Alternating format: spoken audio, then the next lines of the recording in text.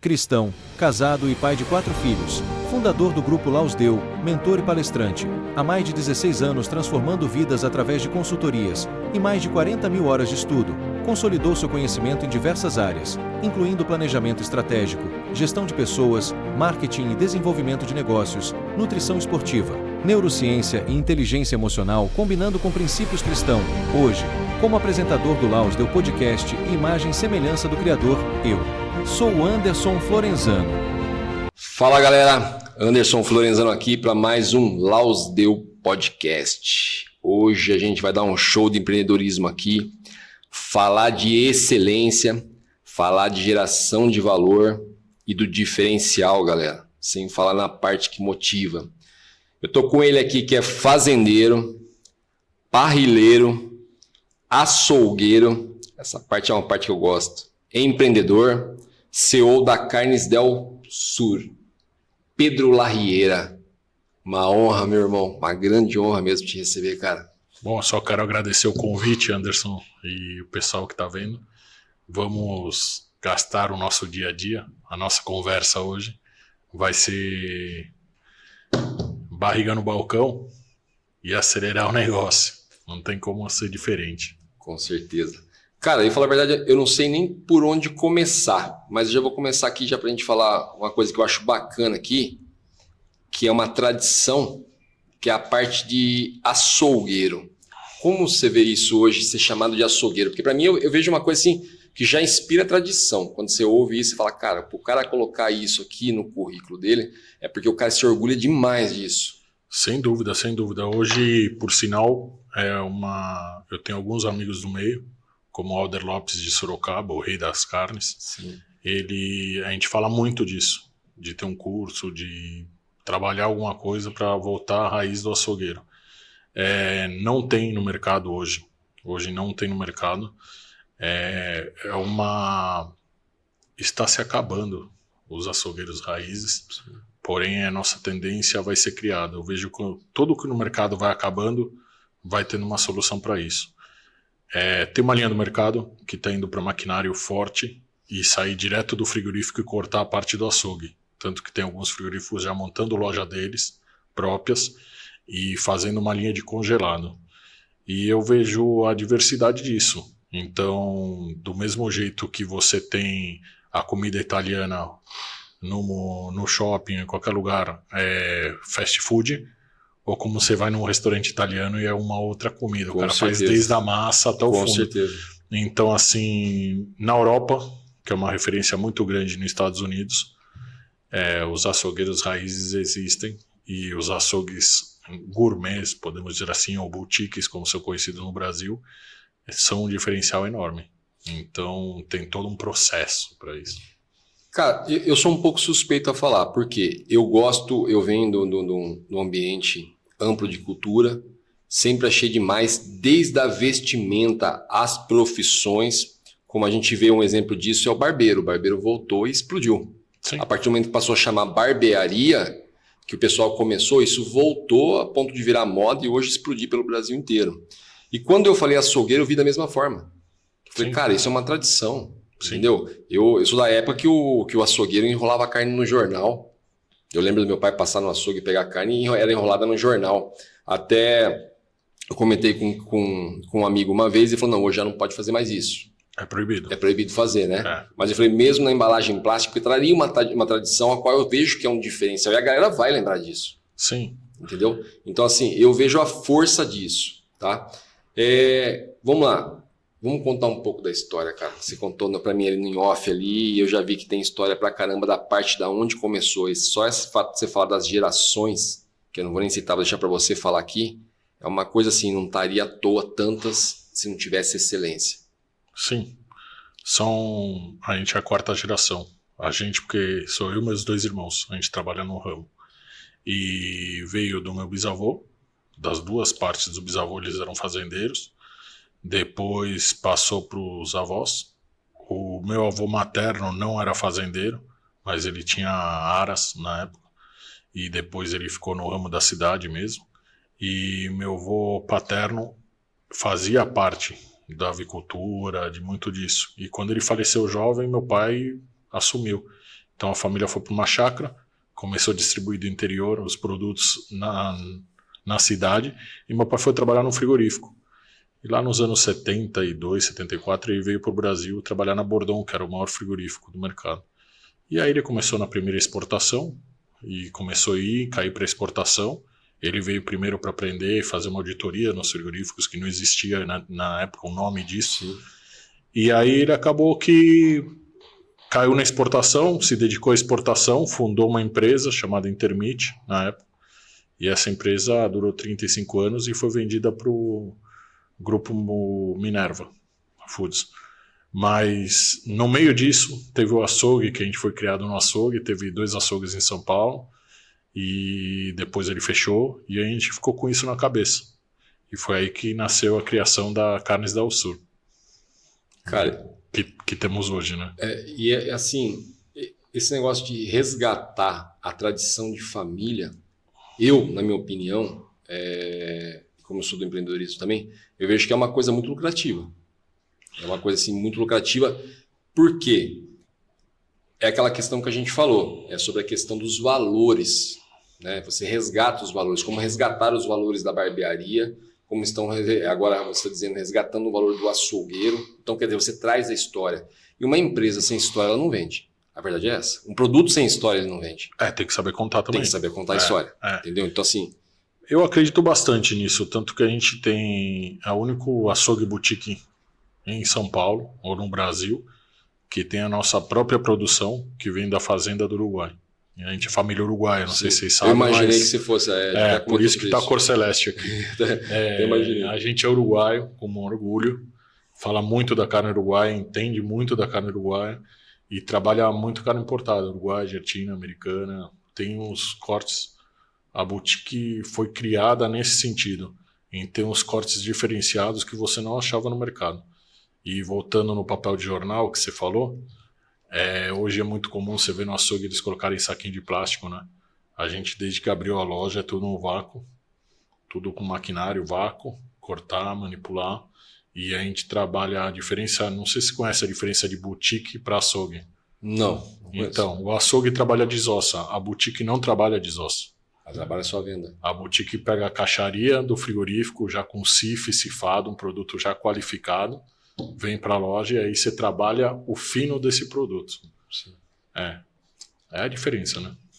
Ô Pedro, você vai poder falar isso pra gente, cara. Essa diferença absurda, não só no falar, como no produto da picanha argentina, que quando se fala de picanha, todo mundo já fala da picanha argentina. Sim. Existe essa diferença absurda mesmo? Existe, cada vez mais está diminuindo, tá? O Brasil vem melhorado muito o gado, e na verdade isso daí é por raça de animal, não é pelo relevo, como todo mundo pensa. Rende melhor no Uruguai, o rendimento na gancheira para ir para o frigorífico, o rendimento do gado é melhor os europeus, porque eles aguentam mais o frio. Tem até a ver com pelo, com o couro dele, do animal. E no Brasil, rende o Nelore pelo calor excessivo. Então, que são raças asiáticas. Brahma, Nelore. Por aí continua Zebu. Então, a raça europeia dá uma picanha de melhor sabor. Agora, com o avanço da tecnologia, dos estudos, da alimentação, o gado hoje vale muito mais. Então, você pode investir mais nele. Então você planta comida boa para ele comer, você faz todos os estágios dele, você dá uma melhor, até a água que ele bebe é melhor. Sim. Do que antes. Antes era tudo no campo, largado, e isso daí tem melhorado muito. A gente encontra alto padrão de picanha brasileira, porém o custo do animal no Uruguai é mais alto e na Argentina é mais alto que no Brasil, porém a picanha boa brasileira custa muito mal, comparando com a Argentina e o Uruguai. São as famosas carnes nobres, né? Sim. O pessoal diz, né? Eu lembro que eu tive um amigo que ele criava suínos e uma vez ele conseguiu fazer uma parceria com uma empresa de Danone, iogurtes, essas coisas, e ele tratava todos os suínos dele com essa produção que ele pegava de vencidos. E ele começou a vender como uma carne nobre, se destacou no mercado, que deu um estouro na época também. Então, quer dizer, e a palavra nobre já traz para você, na verdade, uma coisa que você sabe que você vai pagar uma coisa diferenciada, na verdade, né? É como você falou, hoje os gados, o alimento que esse gado recebe é totalmente diferente, entendeu? Então, assim, passa a ser a carne nobre. E o pessoal sabe essa diferença. Você tem que entender que tem que trabalhar em 2 mercados, né? No Brasil, eles colocam, às vezes, o nome nobre ou muda a capa só para falar, para deixar mais caro o produto.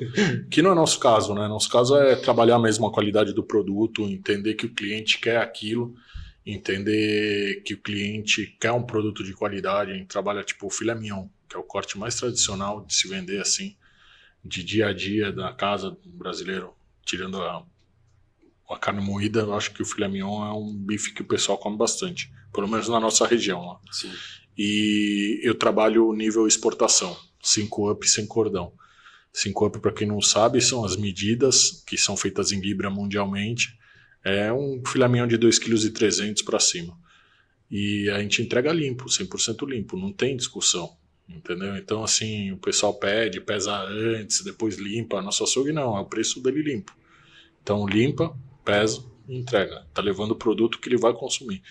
E a gente é referência na região de venda de volume de filé mignon com qualidade, porque o pessoal sabe a qualidade que quer comprar em casa e quer ter em casa. Vamos lá agora, essa parte de empreendedorismo aí, essa é a parte que mais tá me encostando desde o começo, já em off, já começamos em off ali. Essa sacada de que o mercado abraça e mantém quem trabalha com qualidade e não quantidade, e quem sabe gerar valor. É uma sacada que já vem de família, dessa tradição toda que tem, ou foi você que teve essa sacada de falar, não, eu vou fazer o meu diferencial e vai ser assim a partir de agora? Não, vem de família. Vem de família, isso? Vem de família. A gente, quando tinha Intermit, era uma broker de carne, na época, uma intermediação de carne, para quem não sabe o que é broker, e a gente vendia um serviço melhor, que os frigoríficos não tinham na época. Esse serviço foi acabando no mercado, porque no mercado muda muita coisa. Sim. E virou a trading famosa, que compra a carne, paga antecipado e vende para outro cliente e ganha uma margem maior. A gente passou de broker para trading quando vendemos a empresa.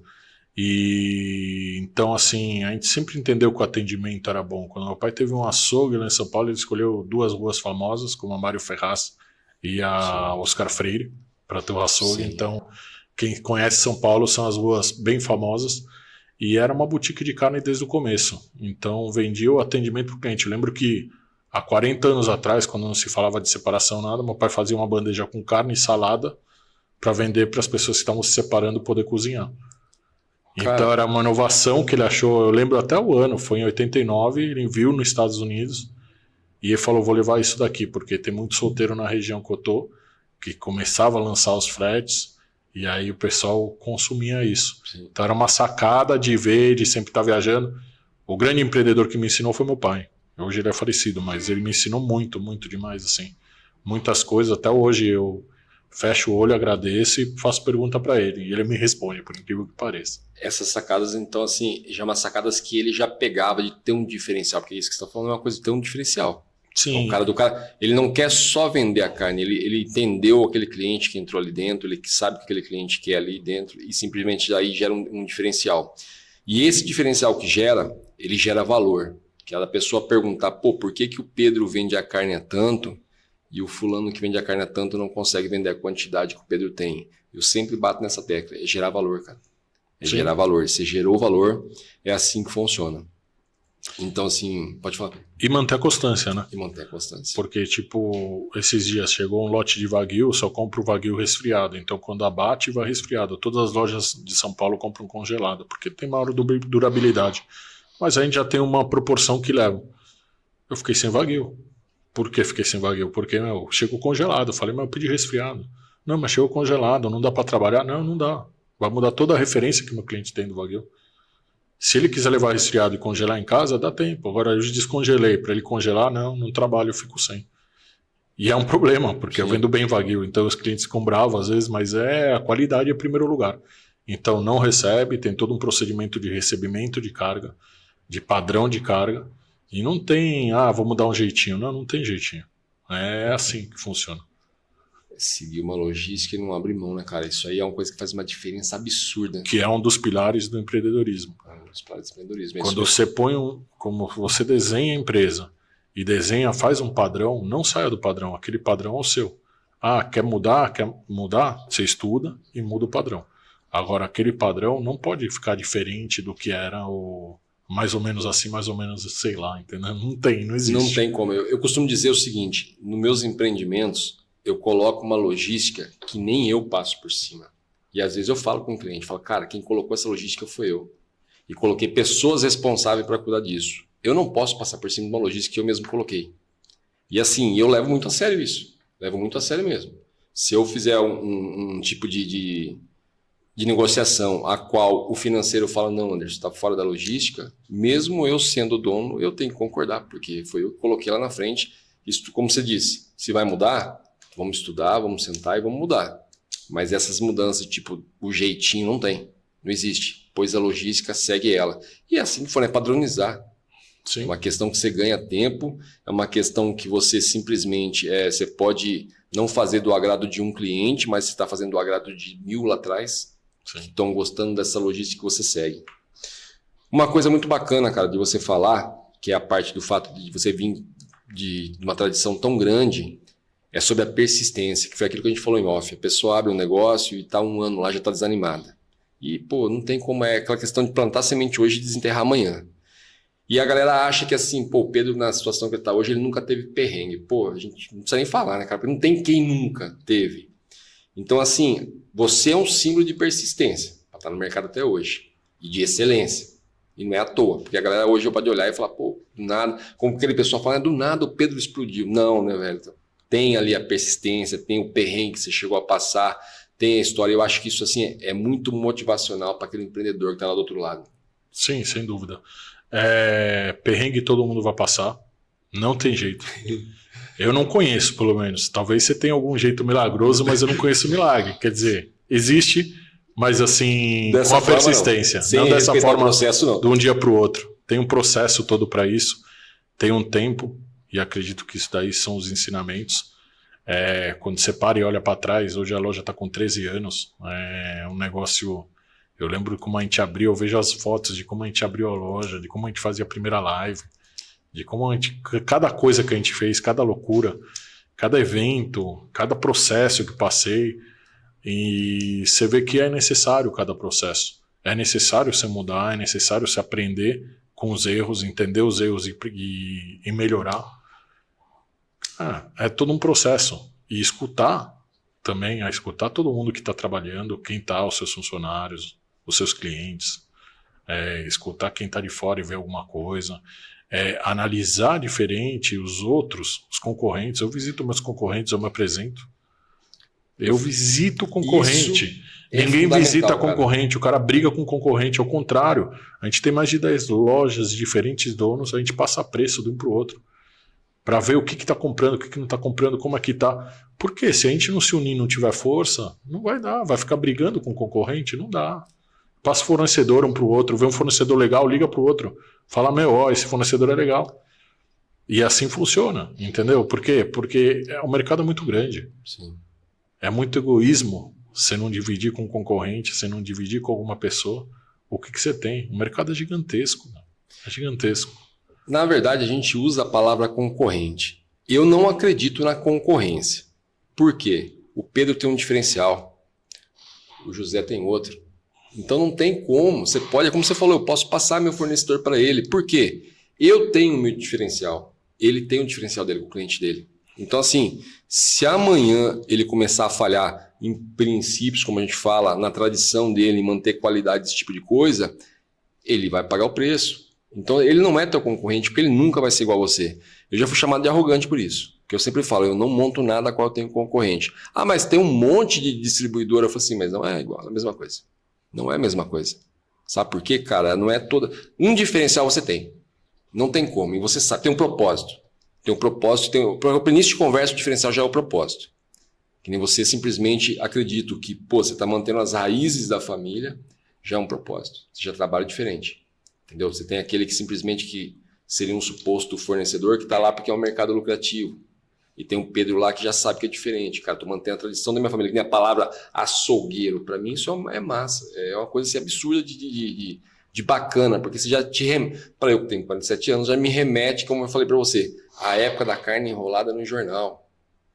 Entendeu? Sim. Então eu não acredito nessa parte da concorrência. Eu acredito em parceria mesmo, como você está falando aí. Não tem nada demais, ele tem o diferencial dele, você tem o seu.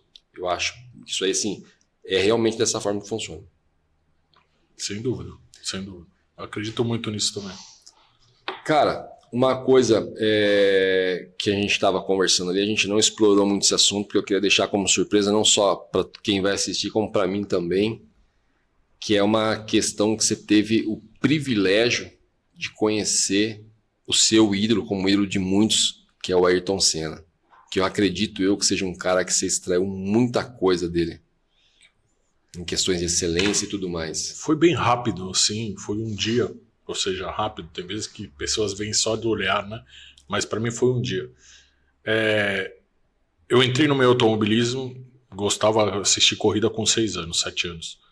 Ninguém da minha família gostou. Ninguém gostava, assim. Depois eles aprenderam a gostar. Corri de kart 7 anos e de automobilismo mais 7, 14 anos dedicado. Com 26 eu voltei para carne, parei de correr, porém mantive uma empresa paralela no meio do automobilismo e tal, e até hoje estou só aficionado e acompanho esse meio, frequento o meio e sempre tem alguma coisa ou outra a gente vai fazendo no meio do caminho. Mas passei um dia, foram uns convidados, eu lembro que era uma semana antes do GP Brasil, daquele ano de 94, fomos convidados para andar na pista dele de kart, em Tatuí. E era bem limitado, então foi eu e meu pai, na época, e a gente foi lá andar. E éramos, sei lá, 8 pilotos e mais 8 pessoas, 9 pessoas, entre mecânico e pai de piloto e tal. E eu lembro que a gente chegou lá, ele não tava, a gente começou a andar, treinar, daqui a pouco ele desceu de avião, passou lá, cumprimentou todo mundo tal, e saiu. E a gente treinando tal. E ele passou correndo, e depois passou no lago de jet ski, e aí depois ele apareceu, era 12:00, 1h, com marmita que a cozinheira fez para todo mundo, marmita, um prato de comida, né, para todo mundo, porque lá não tinha onde sair comprar. E comeu com a gente, de bermuda, chinelo, comeu com a gente, a mesma comida, tal, tava lá, tava curtindo, falou, curte aí mais um pouco, saiu um pouco, daqui a pouco voltou, era umas 3 horas, assim, a gente tinha parado de andar, e ele falou assim, posso andar? Lógico, né? E eu lembro que ele saía no meio da reta e voltava, saía no meio da reta e voltava, saía no meio da reta. Eu falei, esse kart tá torto, e o cara andou o dia inteiro com o kart, não percebeu, e daí subiu no outro kart, e foi. Quando ele deu a primeira volta, enfiou 2 segundos em todo mundo, que é um mundo no meio. E tipo assim, tinha campeão paulista no meio, tinha campeão brasileiro no meio, e cara, ando muito. E aí agradeceu, e eu lembro do momento, o meu momento com o Senna foi assim... eu ver o capacete que ele tinha usado na Esquadrilha da Fumaça, que ele estava lá, e aí eu ia encostar, olhar o capacete de perto, ele olhava e falou, pega aí, não tem problema não. Daí eu peguei o capacete e tal, olhei, achei bem bacana assim.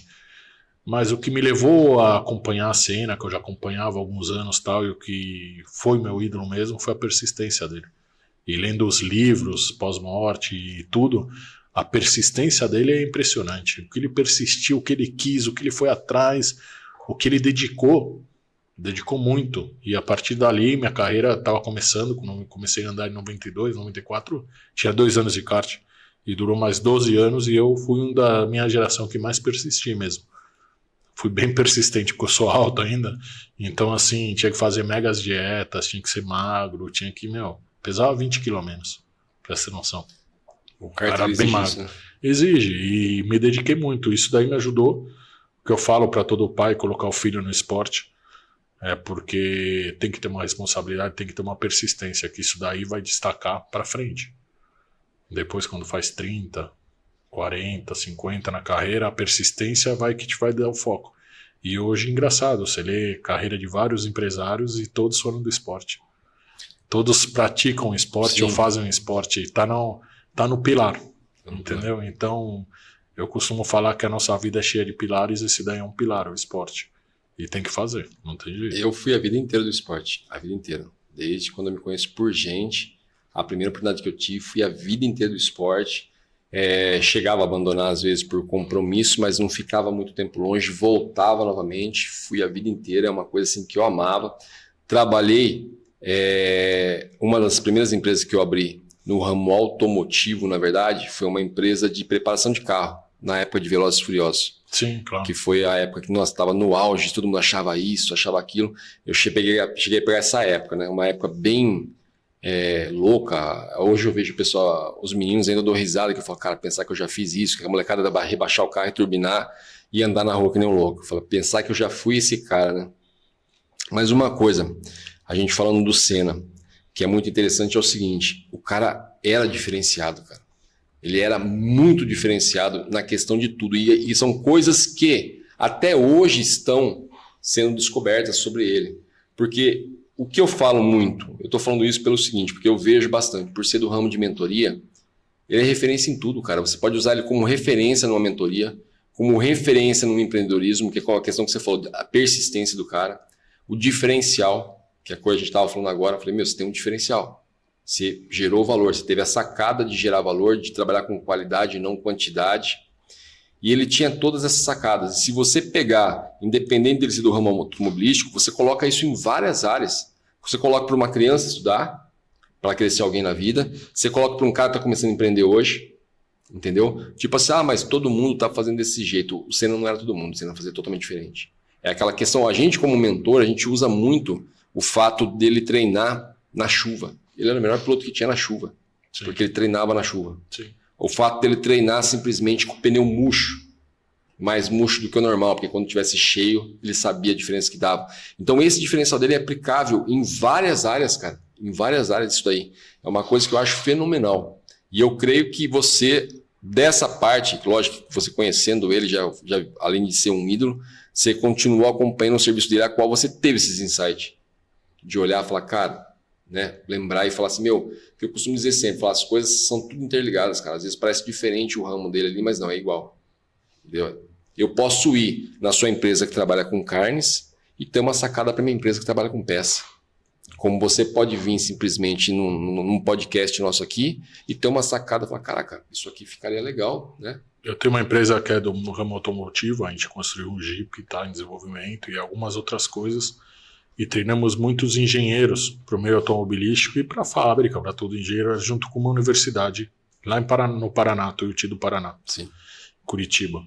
E eu fui fazer um estágio dentro da Aston Martin de uma semana na Inglaterra, porque a gente estava correndo de Aston Martin no Brasil e deu um problema no motor e a gente queria fazer um teste de motor. Eles liberaram, a gente foi lá fazer.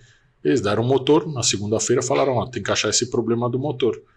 A primeira pergunta que eu fiz para a empresa, para o engenheiro que estava do nosso lado, eu falei, quantos dias vocês fazem o motor? 15 dias. Eu falei, tá bom, sexta-feira a gente tem que entregar. Ele olhou e falou, tá bom. Bem inglês, né? E aí a gente fez o motor como sócio, fizemos, passamos, deu tudo certo, beleza, sexta-feira estava pronto, deu tudo certo. E meu sócio fez uma pergunta para mim, bem isso aí, falou, você vai montar motor? Mas o que você achou dessa semana? Te ajudou em alguma coisa? Que ficou curioso. E eu falei assim, muito mais do que você pensa. Me ensinou o como funciona uma fábrica, o como organizado tem que ser uma fábrica, uma empresa, o como tá. A gente chegou no primeiro dia, o cara deu um cartão pra gente, onde passava o bip do cartão, você podia entrar na sala, senão você não podia entrar. Então foi muito legal, fui indo na fábrica vendo. Me ensinou a organização de horário, procedimentos e processos. Se você não tem processo na sua empresa, você não faz uma sequência de processo, você não melhora. Você fica sempre patinando. Andando em círculos. E o processo é o que vai fazer você conseguir crescer e desenvolver produto e ir para cima. Eu brinco, a nossa paleta temperada de cordeiro tem mais de 12 anos. Eu demorei 10 paletas, a gente temperou 10 paletas e testou paleta de cordeiro até chegar no tempero que a gente queria certo. Tá lá a gramatura de cada produto que vai na paleta temperada. Tá lá o padrão de paleta que a gente trabalha. Que vem onde vem o diferencial. Cara, envolve muita coisa, como você falou, envolve a questão de logística, envolve amor, envolve simplesmente princípios, envolve simplesmente você se colocar no lugar do cliente e falar o que eu gostaria de comer. E essa questão do empreendedorismo, até a gente está falando do Senna, porque realmente o Senna ele pode ser referência em várias áreas. Uma pessoa que lê o livro dele vai ver isso. Não só ele, como antes dele existiu o Henry Ford. Sim, Henry Ford foi um cara que inspirou muita gente. Sim. Ele dá muitas lições. Eu trabalhei muito em cima da questão dos livros do Henry Ford, que era uma época qual simplesmente estava começando no mundo da mentoria, que era chamado coach ainda na época. E Henry Ford foi um dos primeiros caras a desafiar o impossível, né? Que foi quando falaram para ele que não dava para ele fazer um motor V8. Ele chegou simplesmente e falou, eu quero um motor V8. Trabalhe no motor V8. E esse motor V8 existiu. Eu creio não, pelo estudo que eu fiz, a maioria das empresas de sucesso no ramo automotivo vieram através da tradição do Henry Ford. Dessa persistência. Sim, sem dúvida, ele deixou um legado, né? Ele deixou um vendeu legado. Uma quantidade de carros absurdo na época, ele conseguiu fazer um padrão de carro, ele vendia todos os carros na cor preta porque era mais fácil de pintar e mais rápido o processo. Então, assim, quando você visita uma fábrica, você vê, principalmente essas fábricas, assim, eu lembro que a gente fez esse estágio na fábrica, na montadora de corrida, e a gente foi visitar a fábrica da Aston Martin carro de rua. Daí eles falaram assim, você sabe quando fizeram toda a volta, todo o giro, e falaram, sabe quanto tempo demora para criar um carro Aston Martin de rua? 200 horas, do start até o final. São 200 horas de trabalho. Você sabe quanto demora criar uma X5 da BMW em horas? 14 horas. 14 horas? E eles falam, o nosso diferencial custa mais, porque são muito mais horas trabalhadas, mas o nosso diferencial, o pessoal do couro faz à mão. O couro é à mão, o couro que o cliente escolhe, a gente faz à mão, borda à mão. E tem 4 pessoas que fazem o couro, então vai travar ali. O nosso logo tem tal luz para pôr o logo, porque se tiver fora, a gente não coloca a pintura. Daí tem o teste de pintura do carro. Daí tem para ser tudo padrão. Então demora mais. Então, se querer fazer, não dá para pagar a mesma coisa. Num carro que demorou 14 horas, para um carro que demora 200 horas. Sem falar que é um carro que está anos-luz na nossa frente, né, cara? Eu sempre costumo dizer isso, defendo isso, falo muito isso.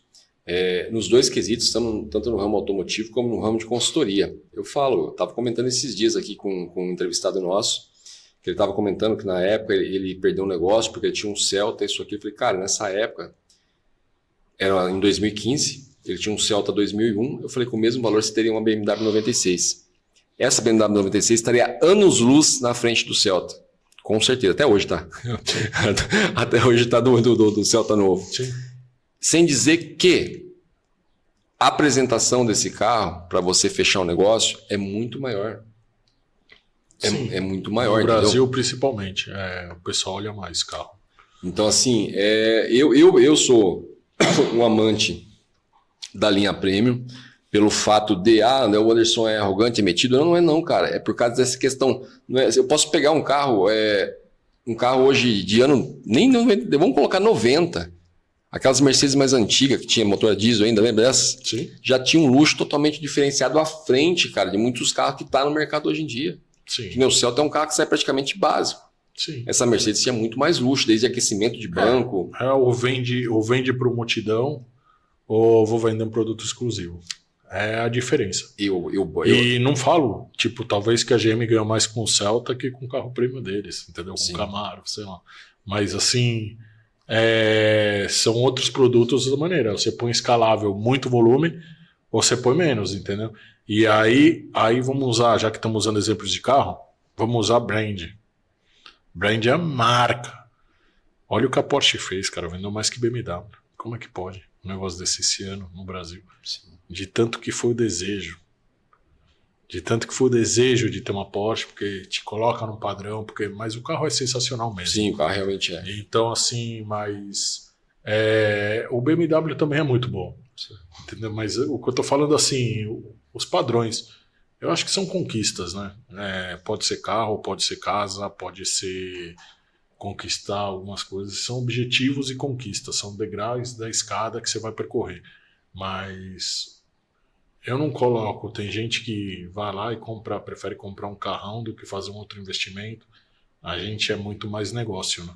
Então, eu lembro que na pandemia, todo mundo fechado, eu juntei minha equipe, Falei, o negócio é o seguinte, daqui agora para casa e casa para cá. Não saiam, não se reúnem em família. É uma crise bem grande. O que eu tenho que falar, se amanhã tiver que fechar, carne não vai faltar para todo mundo. Falei, vocês fiquem tranquilos que vocês vão ter comida. E é essencial. E tive que fazer umas doações e tal, tudo na época, porque o pessoal passou fome, né? Teve uma galera, não os que trabalham comigo, mas teve uma galera que passou fome. Sim. Então, eu falo que é momento guerra, né? A gente tem que trabalhar como se tivesse uma guerra. A gente não sabe o amanhã, temos que trabalhar bem, firme. E funcionou muito bem. Né? A gente trabalhava muito. Essa parte eu tive que ficar muito na açougue, porque tinha muita demanda.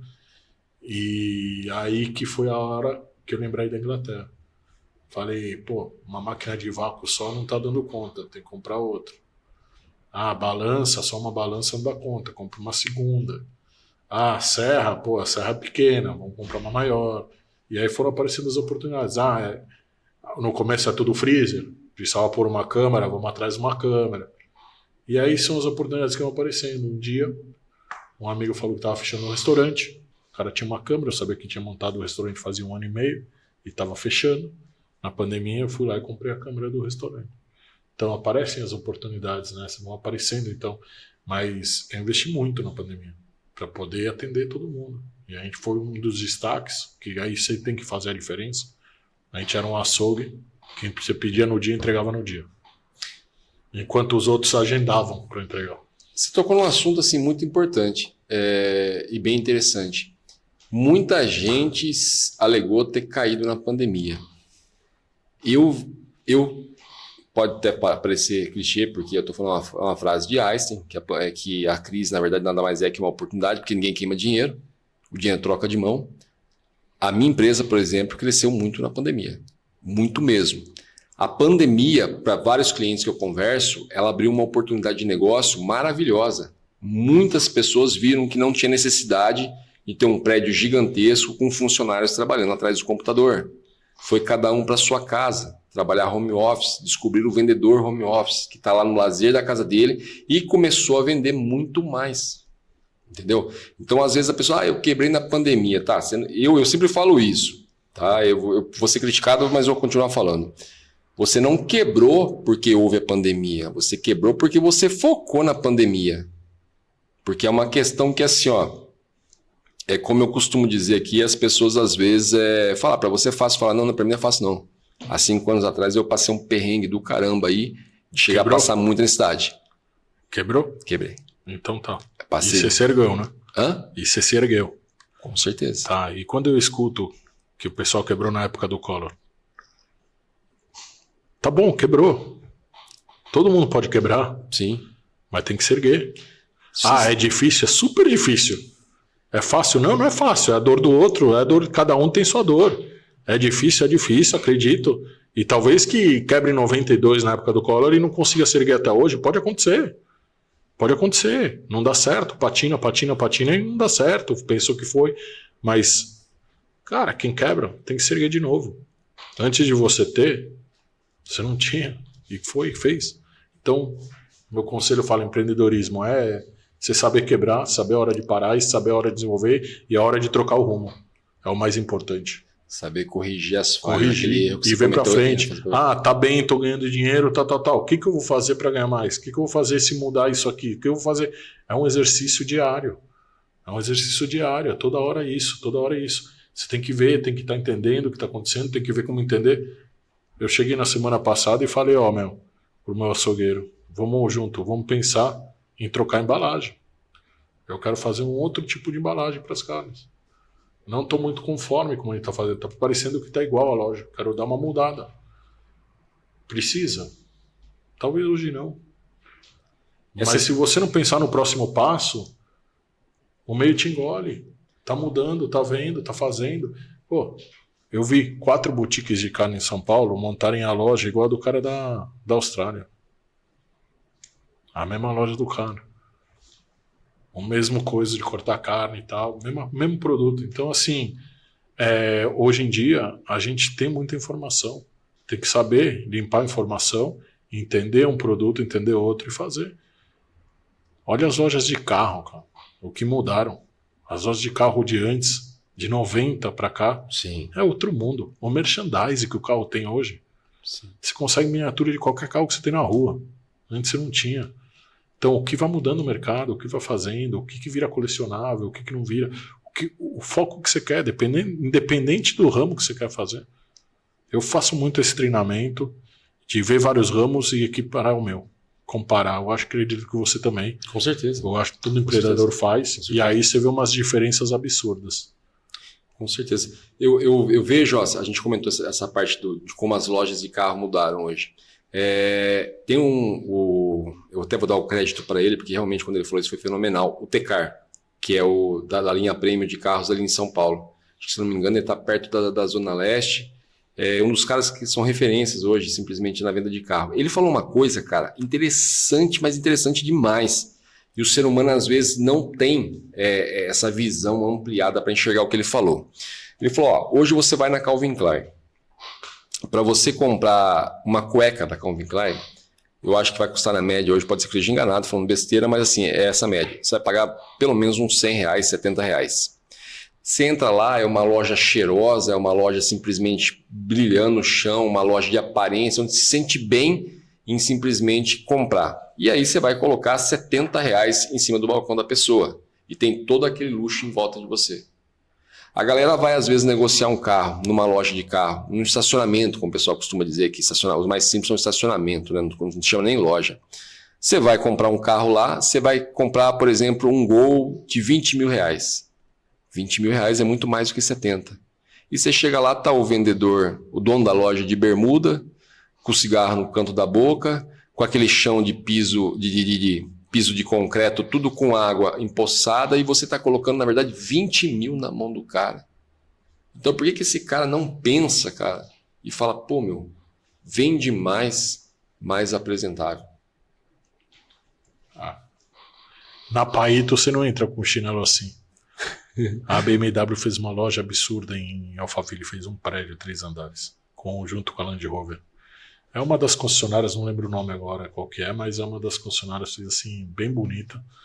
Então, assim, são focos, né? O cara foi criado assim, talvez assim ele vende mais carro de 20 mil, talvez assim ele consegue a forma dele negociar melhor. Talvez o cara que vai comprar de 20 mil, se o cara tá bem arrumado, não vai querer. Mas eu acredito muito em atendimento, tá? Então, assim, eu acredito que tem que ter uma postura. Tem que ter um uniforme, você quer ser simples, tem um uniforme, uma camiseta da empresa. Com certeza. Entendeu? Sempre calça jeans. Eu não consigo entrar no açougue de bermuda. Não condiz, né? Não dá, entendeu? E faz calor, beleza, põe frio, vamos. Então, assim, são contextos, entendeu? Então, outro dia eu recebi muito vídeo de carne e tal, e o cara tava cortando um porco. E eu olhei e parei. O cara tava de chinelo cortando porco no açougue. E existem vários açougues. Eu falei, cara, não dá. Pulei o vídeo. Então, pra mim não dá. Não dá, não é. Então, assim, que tá dizendo, você tem que mudar o meio. Você tem que entender. E a gente tem a chance. Hoje em dia, a internet absurdamente te dá toda a informação. Hoje em dia, você compara preço de carne, do mundo inteiro. Você vê quanto que tá o preço. Tava negociando agora, o boi tá em greve no Uruguai e as coisas acontecem e tá acontecendo, e tô acompanhando a greve do sindicato e o que tá acontecendo, e o boi tá na linha, já tá pronto no pasto e tá comendo e não tá indo e gira mais, e aí você fica vendo todas as coisas, você tem informação hoje. Hoje minha fazenda funciona, o cara no celular me passa tudo o que tá acontecendo. Se choveu, horário, todo mundo tá sabendo. Cria um grupo, faz, aprende, sem muita conversa. O grupo da decisão, o grupo de ver, e vai. Entendeu? Então, hoje, você tem que usar a tecnologia para uma gestão. A gente fala em tecnologia. Hoje estamos num podcast falando com pessoas. Eu uso o ChatGPT, pago, hoje, nas minhas postagens. Sim. Eu tenho uma persona da Carnes del Sul no ChatGPT. Então, eu faço isso daí acontecer. Ele me dá várias ideias, me faz um personagem. Cara, tinha um negócio de receitas, vou lançar ano que vem, as receitas semanais para as donas de casa, porque é uma demanda. É uma demanda. A mulher chega em casa e começou na pandemia, a mulher chega em casa e fala, o que eu faço? E acaba fazendo a mesma comida porque sabe fazer a mesma comida. Ou o marido. Tem muito marido que faz. Com certeza. Então, assim, se eu der uma receita para eles, mandar uma receita, mas a receita você dá um Google e você tem a receita? Tem. Mas se eu te der uma mastigadinha, a hora. Que a gente já fez, com um videozinho, não fica bom? Fica. Lugar então certo, vai. hora certa. Isso. Não interessa que entendeu? Tem tudo certa. em todo lugar. Tem, com certeza. Mas tem que procurar. Uma outra questão, que é, como a gente está falando de empreendedorismo, e você como referência, aqui você pode falar. Eu costumo dizer isso, mas eu tenho aqui você do meu lado aqui agora que vai confirmar. Hoje, não tem desculpa, cara. Tá fácil ganhar dinheiro. Sim. Tá fácil ganhar dinheiro. Que nem você está falando aí, ó. Cabeça de vamos falar que é a cabeça de empreendedor, mas não é a cabeça de quem está prestando atenção no que o outro está falando. Você está falando para mim sobre a questão do mercado de carnes nobre, que é o que você trabalha hoje, com a carne diferenciada. Hoje eu vejo, na verdade, que está em moda o churrasco itinerante, né?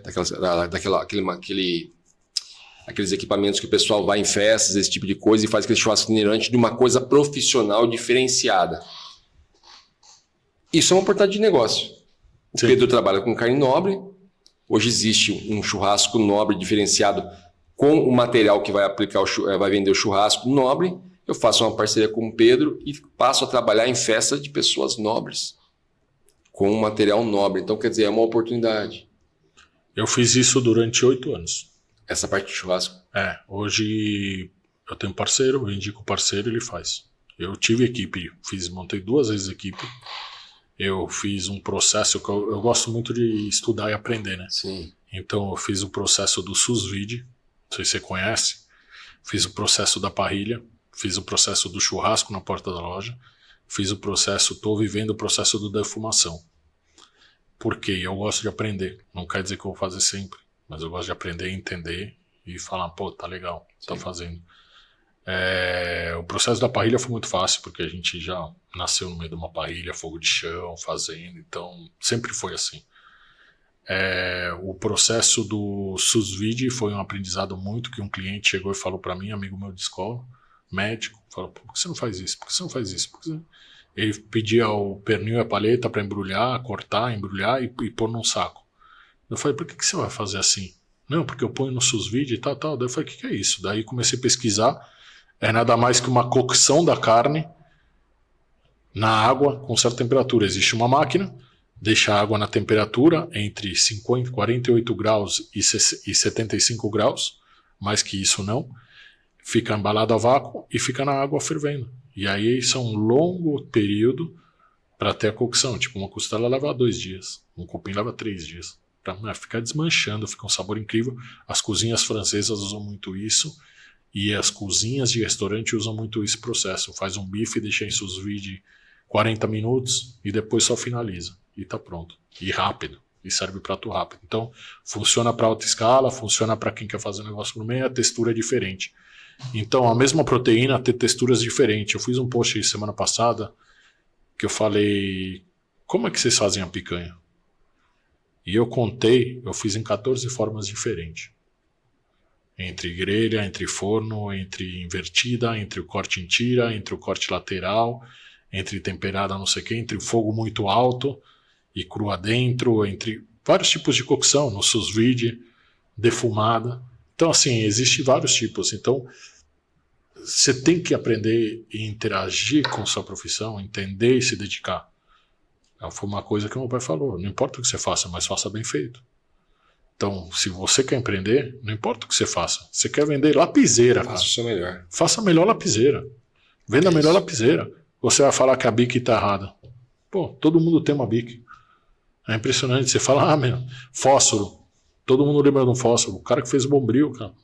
Palha de aço, bombril. Até hoje. Cara, até quantos hoje. anos tem o bombril? Você falou uma coisa interessante. Até hoje, cara. Quantos anos existe o bombril, cara? E o pessoal usa ainda. Usa. E o mais incrível, outro dia eu vi, os caras estavam, hoje tem... A esponja de aço chama bombril. É. Hoje qualquer marca que lançar no mercado, ela vai Hoje entrar com bombril. Hoje tem uma linha de cores de esponja para cada produto. Eu tive que tirar uma foto e imprimir para mostrar para o empregado em casa.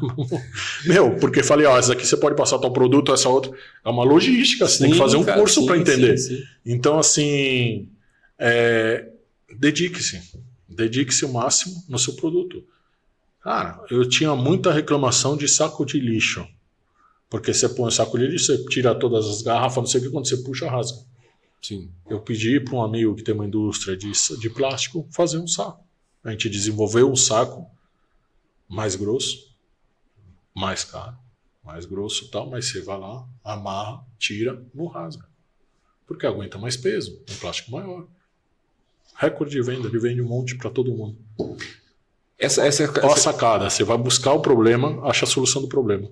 Essa questão que você falou é uma questão bem interessante, porque o saco de lixo, que você falou, isso aí tudo não acontece, todo dono de casa está ouvindo lá, ou mesmo um homem está ouvindo lá e sabendo que isso realmente acontece. De você levantar e sair o fundo do saco. Só que quando se apareceu o saco de lixo, na verdade, no mercado, ele era o saco resistente. Sim. Ele era o saco grosso. Sim. Então, aí o que acontece? Aí aquele cara, simplesmente, ele começa a ver uma quedazinha no movimento do mercado, começa a baixar a qualidade. Isso é uma coisa que, assim, pra mim, tipo, cara, não tem como ser assim. Não tem como ser. É como assim, ó, você fornece carne e o Anderson tem um restaurante nobre.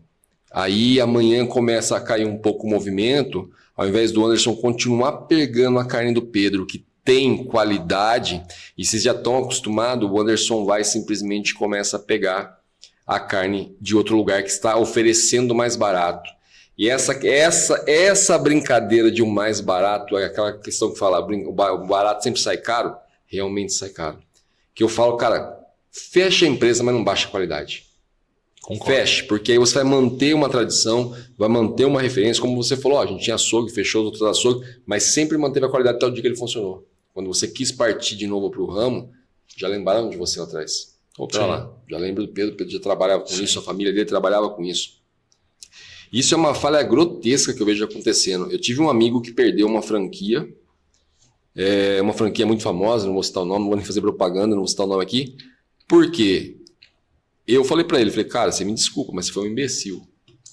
Você tem que seguir um padrão. A franquia lá, você tem que começar a pegar o produto da própria franquia para você fornecer, porque se mantém um padrão de qualidade, que a gente falou, logística. O cara me passou a pegar verduras em locais mais próximos que saia mais barato. Daquele tio que plantava na casa, plantava no quintal, isso, aquilo. Aí você vai vender para um cara que está acostumado a viajar o Brasil comendo. O cara percebe, cara. O cara percebe a ponto de falar, não interessa, mas o que eu estou colocando é melhor do que aquele que vem na franquia, isso aqui. Mas quem é você para decidir se o negócio está lá tradicional há tantos anos? Quem que é você para mexer na receita do outro? Entendeu? Quem é você? Ela está lá, o Pedro sempre corta a carne de uma certa maneira, a qual vai trazer qualidade para o cliente. Aí você vai quer cortar diferente na sua casa ou quer pegar, como disse, de outro lugar e simplesmente colocar como se fosse do Pedro.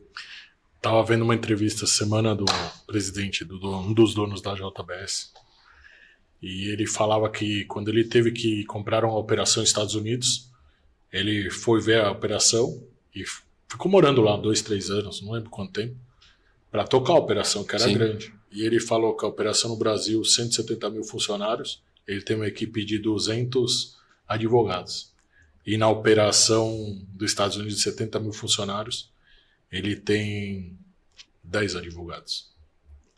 Daí ele falou, aí que eu fui entender o que é custo Brasil. E falo rindo, mas é verdade, o processo todo é diferente. Então, o franqueado americano sabe que está escrito que vai comprar lá, vai fazer lá, vai ser assim. Ele não vai pensar em mudar isso. Porque ele comprou a franquia porque funciona assim. Ele só tem que fazer o beabá. Mas o brasileiro tem um negócio que coça, né? Que o pessoal quer mudar, quer desenvolver, quer mudar o que está pronto quer fazer mais porque ele é melhor. E é aí que dá o problema. Por isso que franquia, quando a gente começou a Carnes ao Sur, era uma ideia ter 10 lojas franqueadas e tal. E essa ideia não foi como projeto. Eu não vou fazer franquia. Não eu que decidi, os irmãos decidiram. Tem oferta de franquia toda hora, franqueadora querendo, pessoas querendo. Tenho amigos que montaram franquias enormes, mas, cara, tô feliz assim, entendeu? Deixa assim, vem gente do interior, vai comprar na loja, vem gente de outros estados, quando estão em São Paulo, passam e compram na loja, leva. Então, assim, por quê? Porque o pessoal quer, cara. É aquela questão de... Aí vem atrás. É o diferencial, cara. E são opções, tá?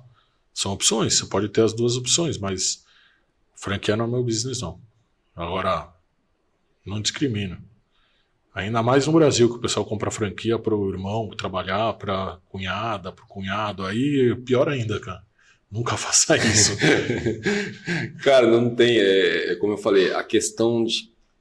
Fez a receita, a galera fala assim, mas não é time que tá ganhando, não se mexe, não. O time que tá ganhando acrescenta, sempre acrescenta. Foi como você falou, é um estudo diário, cara.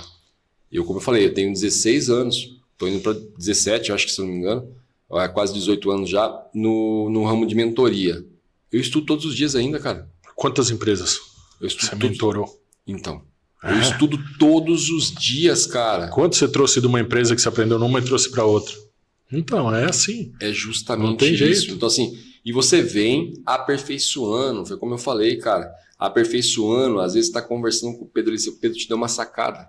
Cara, pera lá, esse padrão que ele tá colocando ali é bacana, eu posso colocar aqui também, entendeu? É como eu falei, o padrão Ayrton Senna é aplicável em vários lugares, cara. É aplicável para criança, é aplicável para criança que vai na escola, persistir, ensinar persistência, para ela tira várias lições do padrão Ayrton Senna. Entendeu? Como existia também, existe na verdade, existia um livro que eu lembro no começo de estudo, quando eu comecei a estudar, que era o padrão Toyota.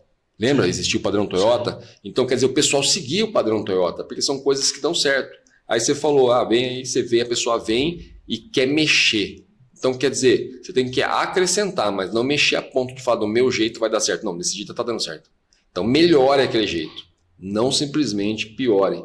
Uma vez eu lembro até hoje, quando tinha uma empresa de preparação que eu te falei na época de Velozes e Furiosos, a gente estava mexendo no motor de um carro.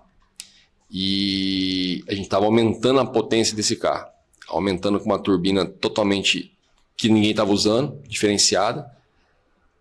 E o pai do meu sócio chegou e encostou na gente. Estava eu, meu sócio e mais um mecânico mexendo nesse carro, olhando o carro em volta. E ele chegou e falou, cara, vocês estão mexendo no motor, mas a parte mais fundamental vocês não pensaram.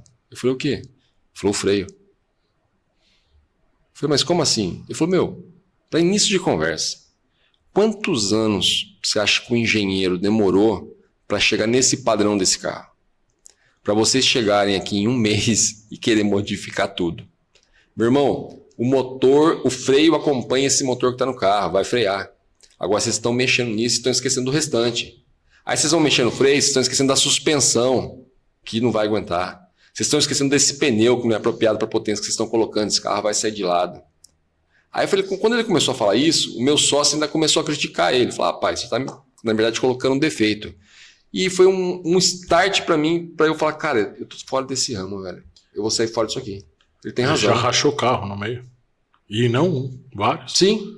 Porque não aguenta a força. Eu falei, cara, ele tem razão, cara. Porque o que acontece? E depois disso que ele falou, eu lembro até hoje de um cara que tirou um carro zero, na época, levou, foi um Chevrolet, não lembro que marca, qual carro que era, levou pra gente fazer a preparação do motor, e esse carro não durou 15 dias. Porque era um menino novo, tinha acabado de tirar a carta, a mãe deu esse carro de presente, ele quis fazer isso, o carro não durou 15 dias. Nesse dia, eu lembro que eu tomei a decisão de sair fora desse ramo. E, inclusive, fui pedir conselho pro pai do meu sócio.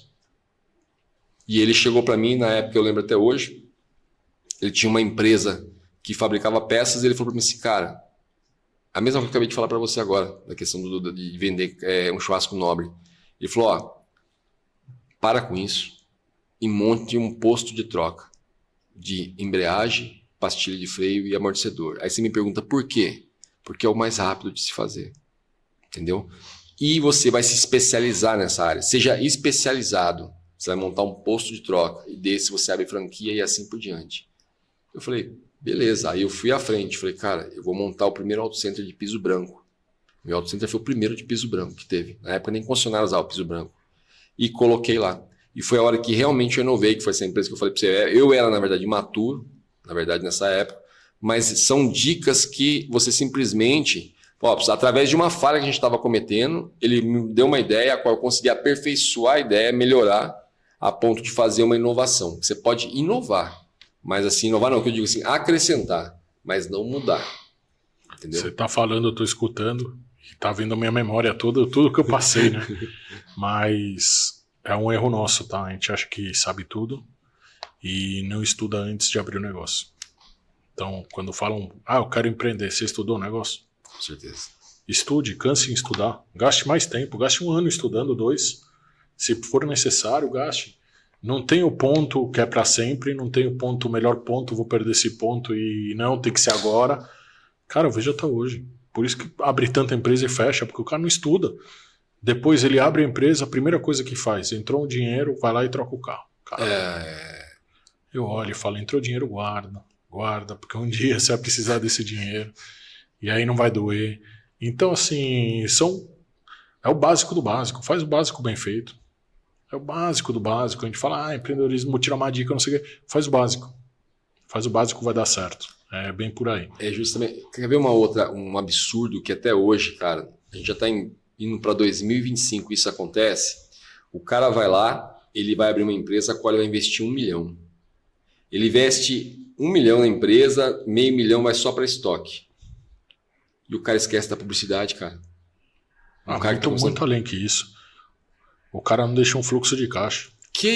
Cara, como que o cara faz um absurdo desse? O cara não deixa um fluxo de caixa. Não deixa.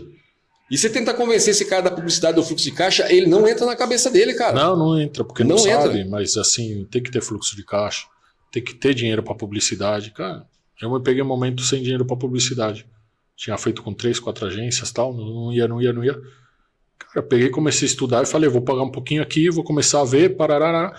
Começa a fazer. É o melhor? Não é o melhor. Existem empresas dedicadas a isso, cara, não é o melhor. Mas você não consegue, é o que eu falo, você não precisa montar a melhor loja de cara. Você pode montar uma loja certa, sim, ir trabalhando, ir crescendo e fazendo. E construindo. E construindo ela, entendeu? Vai construindo, vai fazendo, demora, mas tá bom, mas, cara, você tem um balde de dinheiro para pôr. E aí o que acontece? Vem investidor que tem dinheiro. O investidor cansa. O investidor, se não vê o retorno, tchau, cara. Não tem. Com certeza. Entendeu? Com certeza. O investidor tá lá, pôs o dinheiro, que é o dinheiro rendendo. Então é difícil, né? Como você monta uma empresa e vai render tanto que vai dar para o investidor. Então é complicado, cara. Não é fácil, mas é impossível, não. Eu brinco, se o Senna conseguiu, por que a gente não consegue? Ele trabalhou, se dedicou, se aplicou e tal. Cara, era tricampeão mundial, cara. Tava se aplicando, chegou no domingo, que podia descansar, foi lá, correu 10 km, foi o barco, fez tal, comeu com a gente, saiu. Era o descanso do cara uma semana antes do GP Brasil, que era uma pressão. Cara, e o cara tava lá, treinou igual um dia normal, não tem isso. Entendeu? Então, você vê o destaque? Tem muitos que nascem com dom. Tem os que vão desenvolver o dom. Esses muitos, vamos dizer que sejam de 1 a 3% da população nasce com dom. Esse vai desenvolver o dom. E vai ser cabeça no que fizer. O que nasce com dom e não desenvolve, vai ser mais um. Com certeza. O que nasce sem um dom e desenvolve, vai atrás e busca e batalha, vai chegar. E o que nasce sem o dom e não quer desenvolver, aí esse daí também vai ser mais um. É o tal do acomodado que quer sentar e ele prefere, como a gente comentou em off, ele prefere sentar no sofá e reclamar com a família que o negócio dele quebrou, do que no dia que quando ele viu já que as coisas estavam mudando, como foi a época da pandemia, dele procurar fazer, estudar, ficar até um pouco mais tarde pensando, cara, o que eu vou fazer? Cara, assim, ó, eu vejo pessoas que na época da pandemia, na visão da massa, eram consideradas pessoas humildes, que não tinha nem estudo direito. Como o Henry Ford não tinha, a gente sabe disso, né? Ele falava muito isso nos livros dele. E essa pessoa ter mais visão do que aquele cara que tinha não sei quantas faculdades, quebrar o negócio dele, e aquele cara de baixo, só porque ele parou e pensou, pô, vem cá, eu trabalho com vendas. Não necessariamente eu preciso manter esse pessoal aglomerado aqui dentro. Vai cada um para sua casa, no notebook, e vai continuar as vendas de lá. E pronto, funcionou. Foi como eu falei, abriu oportunidades, barateou o custo, diminuiu um monte de coisa. E é uma pessoa, eu estou falando porque eu conheço uma pessoa de muito sucesso no ramo automotivo, que é um cara que veio lá do interiorzinho do Nordeste, tá? E hoje ele é referência nesse mercado automotivo, na verdade, e ele teve essa sacada de falar, entendeu? Na época, por coincidência, eu comecei a trabalhar, na verdade, nessa época, quando começou a pandemia, eu estava ainda sozinho dentro da empresa. Depois, simplesmente, que a gente começou a colocar vendedores. Só que eu comecei a colocar vendedores baseado nisso que ele fazia. Porque eu falei, eu não vou colocar ninguém trabalhando dentro de um local para mim. Mesmo porque o momento não permite. Só que essa sacada do cara tá na casa dele, usando a internet dele, usando a força dele para carregar e almoçando lá na casa dele, já vai me baratear muita coisa. E ele vai ganhar mais, porque ele não tem que gastar combustível para vir até a empresa trabalhar. Ele simplesmente não tem que ficar pensando que, pô, hoje não vai dar tempo de eu almoçar em casa, eu vou gastar para almoçar aqui. Ele já está na casa dele. E realmente esse pessoal teve um grande sucesso nessa sacada. É aquele negócio, né? Uns vão lá até a Índia, vão olhar, o vendedor de calçado vai olhar e vai falar que não vale a pena porque ninguém usa calçado. O outro vai olhar e vai falar, vale muito a pena porque aqui ainda ninguém conhece o calçado. Eu tenho um amigo que tem uma pizzaria, delivery. Pizzaria delivery, 7 pizzarias ele tem. Ele tem a central, manda para as pizzarias dele, é tudo dele. E na pandemia, cara, ele fez um espaço muito legal para call center, para atender e passar. E aí já atendia no espaço dele e passava para cada loja. E na pandemia caiu a ficha. As pessoas estavam em casa, precisavam estar em casa, sim, trabalhando de casa. Então, até hoje, ele falou, eu tenho um espaço alugado com call center que já estou devolvendo, mas é a central dele de manipulação, ele fez no espaço, ou seja, ele está remodelando o espaço dele, porque ele falou, não vou trazer de novo para cá. Não preciso ter elas aqui. Não tem porquê. Elas estão da casa dela, já quando faz o pedido, tem o notebook com o sistema. Faz o pedido, já manda direto para a loja. Entendeu? Cadastrado na loja. É um número só, o número já identifica a região que você vai e já manda para a pizzaria que quer. Então, é sensacional o espaço dele. E daí você vê cara abrindo franquia e tendo contratar a menina do pedido, não sei o que. Né? É mais um funcionário por loja. Com 4 meninas, ele atende 7 lojas. Foi uma outra porta que se abriu, né? Na época da pandemia, do delivery. Você tocou no assunto agora, que é verdade mesmo. Agora que eu não me tocando. Muitos restaurantes fecharam. Muitos não fecharam, porque aplicaram. Porque a pessoa tem que comer, ela não vai deixar de comer.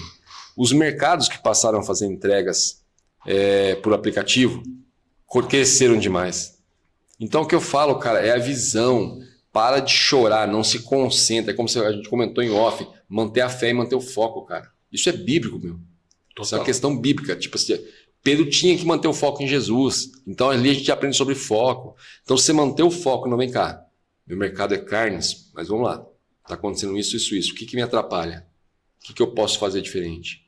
E eu conheço empresas, muitas que fecharam no ramo alimentício e muitas que estão explodindo de ganhar porque teve essa sacada. Uma outra coisa que você vai concordar comigo. Pandemia. Ninguém parou de fazer churrasco, cara. O que a galera mais fazia era churrasco em casa, porque estava em casa. E aqui o brasileiro é o ser do churrasco, né? Pandemia foi um fato, um aprendizado absurdo, assim. Ao mesmo tempo que a gente tinha uma paura, né? Máscara, fazer máscara para todo mundo ter máscara, aquela correria. A luva, que a gente trabalha no açougue com luva, a luva passou de R$15 para R$99, porque não tinha luva no mercado e tinha que ter luva, e eu conseguia a luva e ia atrás de um, de outro. Era uma correria louca.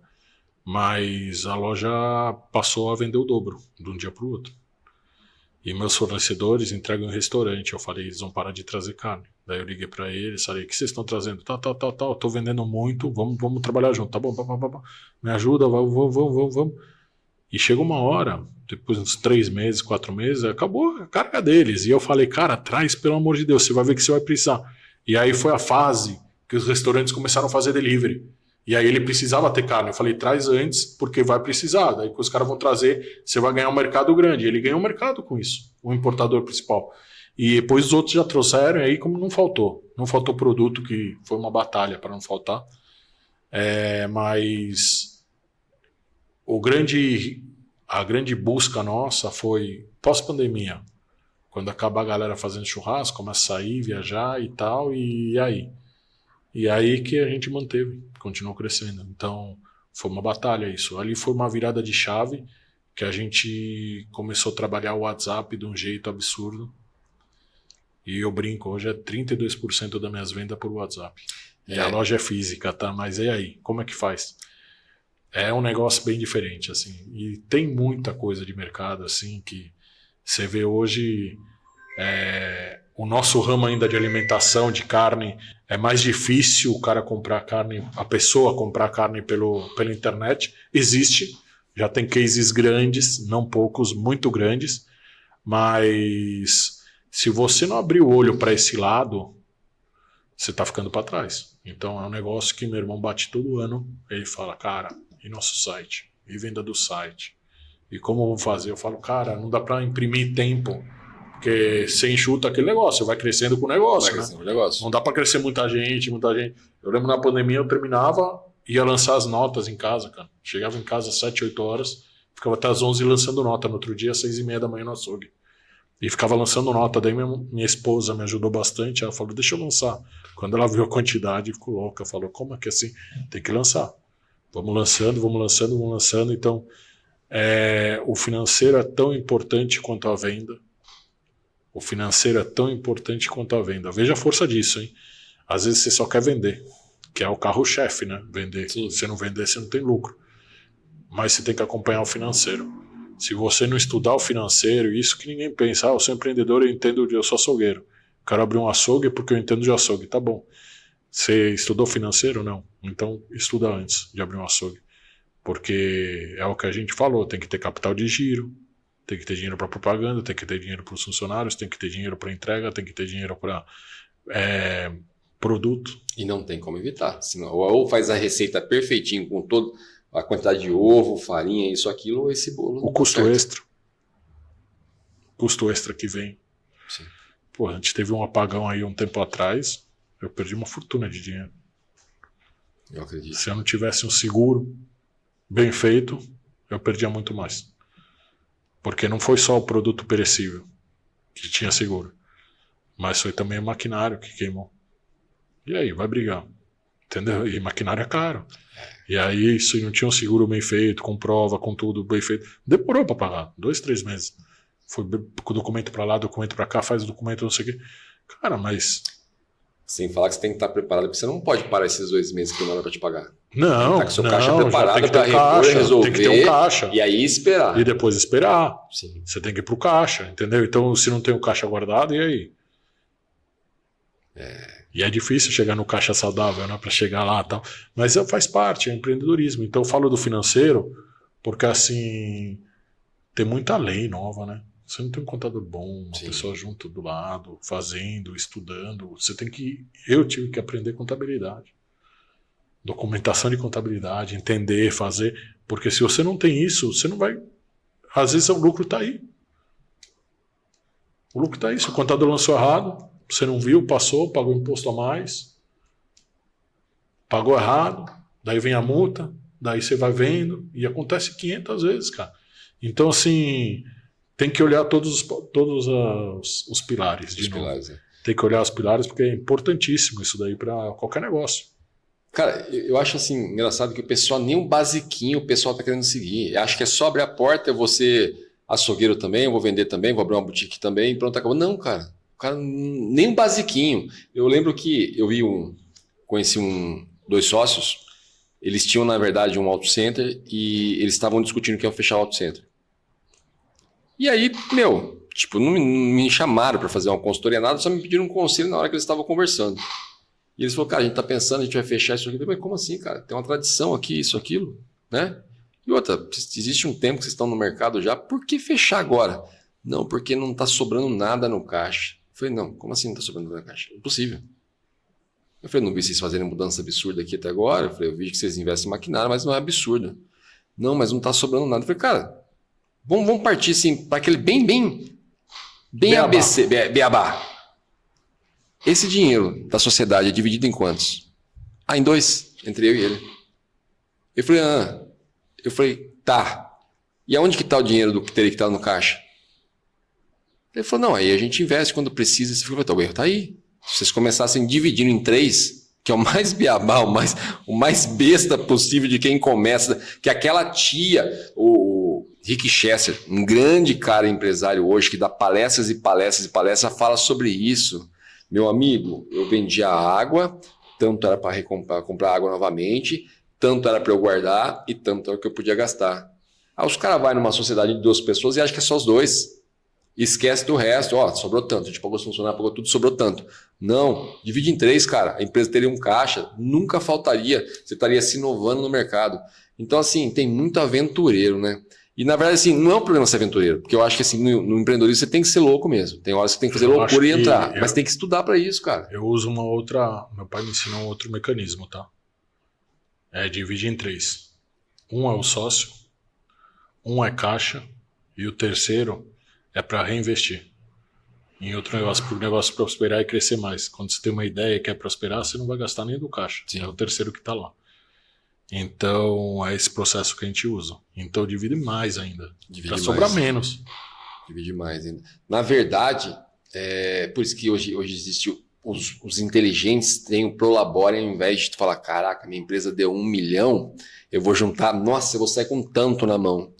Então, quer dizer, o cara que inventou o Prolabore e o empresário que respeita o Prolabore, você não vê esse cara quebrando. Não. Você não vê esse cara quebrando. É como você falou, o cara vai lá, ganha X e já quer trocar o carro. Irmão, é o mínimo, se eu não me engano, eu acho que eu passo bastante coisa sobre educação financeira, que é uma regrinha básica que eu separo lá. Se eu não me engano, o Prolabore é 10%. É 10% do lucro, do líquido. Acho que é isso mesmo, se eu não me engano, que eu passo na regra lá. É isso. Aí 30%, eu sei que as partes maiores são as 30%, é caixa, como você acabou de falar. É reinvestimento. É esse tipo de coisa. E a galera não quer respeitar isso, cara. Não quer respeitar isso. É a mesma coisa. Aí esse empreendedor vai dar risada do CLT. Como, cara? Se você faz a mesma burrada. Porque o CLT, às vezes, ele vai lá, eu ganho 5 mil reais por mês, eu vou comprar um negócio de 15 e pagar parcela de 5. Entendeu? Como? Eu lembro que eu tive um amigo, na época a gente até comentou ali sobre a Ranger, que é um carro que eu acho... que eu gosto, é uma paixão que eu tenho por esse carro antigo. E eu lembro que na época ele recebeu uma rescisão de uma empresa, foi a época que a Ranger saiu, que foi acho que 95, 94, 95, né? Que foi quando ela entrou, que foi que todo mundo admirou, que ela seria uma Dodge Ram hoje em dia, né? E ele pegou a rescisão dele com todo o dinheiro que deu e comprou uma Ranger. Só que ele não contou que ele ia ficar um tempo desempregado. E esse tempo desempregado, a Ranger deu manutenção. Resumo da história, até ele arrumar outro emprego, o carro ficou parado na garagem. Então não adianta você ter uma Ferrari na sua casa e não ter como manter ela. Foi o que aconteceu com ele. E é as regrinhas básicas que o pessoal não segue. Como eu falo, nesse ramo automotivo eu falo, cara, você vai comprar um carro tal, vai. Quanto que esse carro vai te dar de volta? Você vai comprar um iPhone, vai. Quanto que você vai faturar com esse iPhone? Não tem problema algum. Não, vem cá, Anderson, estou pensando em comprar um Rolex. Interessante, Pedro. Onde que esse Rolex vai encaixar? Cara, eu lido com muito empresário assim, sensado de alto padrão. Então, tipo, eu colocar um Rolex na mesa para fechar um negócio, eu sei o poder que isso tem, realmente. Mensagem subliminar, você vai conseguir fazer isso com o cara.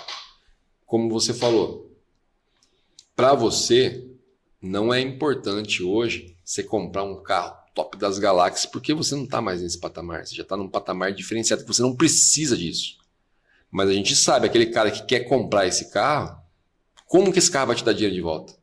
Como que vai ser visto esse carro? Eu acho que é uma escada, né? Você tem suas metas pessoais, você tem sua meta familiar, sim. Você tem sua meta... Eu até uso um arquivo que ele vai abrindo os braços e eu tenho lá a empresa, A, B, C, cada empresa, o passo a passo que eu quero fazer, as metas que eu quero chegar, alcançar.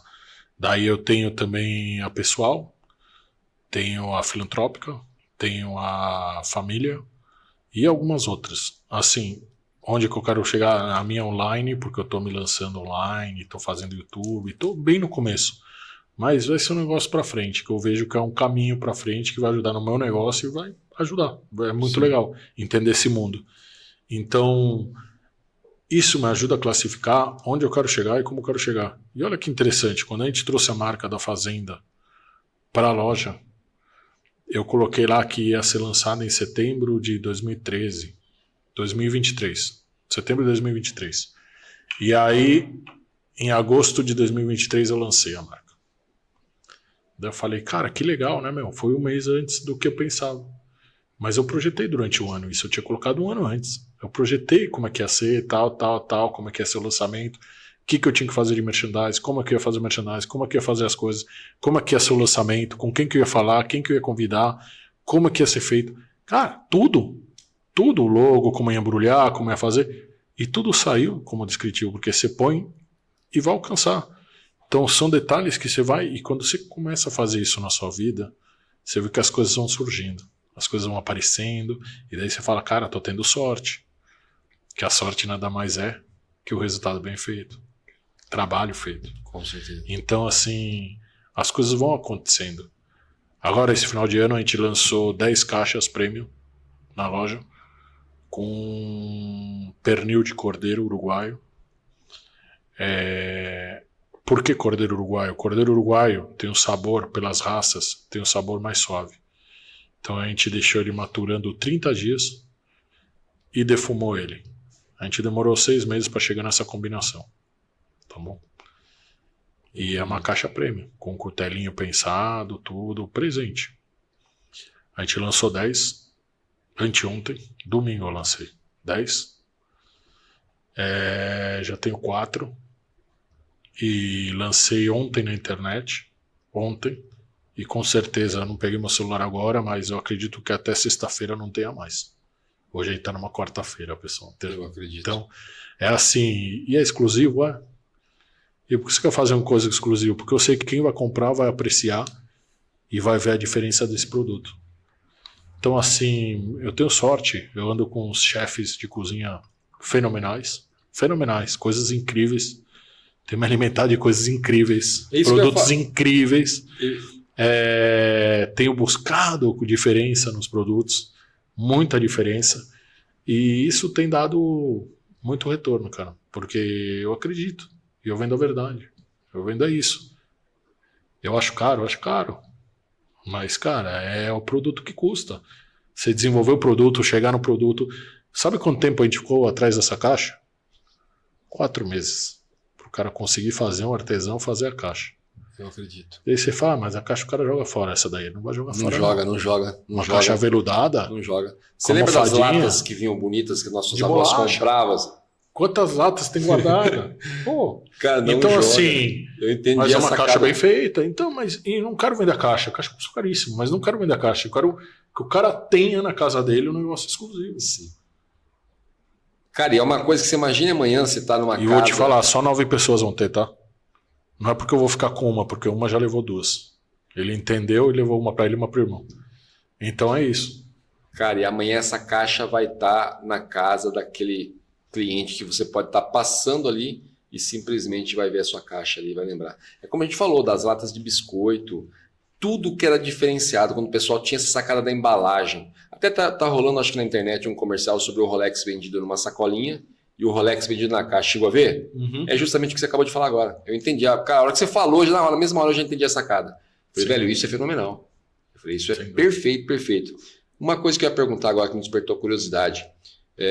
Como você comentou, eu ando com vários chefes de cozinhas fenomenais.